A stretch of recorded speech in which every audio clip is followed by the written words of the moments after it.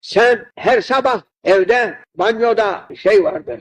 Her gittiğim banyoda bir de terazi vardır. Ben ne tartıyorlar diyorum. Bu yahu herkes kendini tartar diyor. Her gün o mizana çıkar, kendini tartar.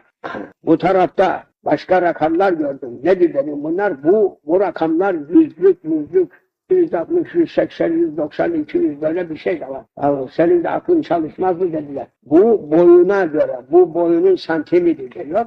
Bu karşısındaki de ağırlık. Bu boyuna göre ağırlık böyle olacak. Değilse aç kalacak bu insanlar.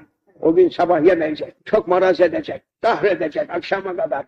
Ne oldu gene bizim kartımız çoğaldı, elli kalktı. Ya ne uğraşın? Cenab-ı Allah buyuruyor.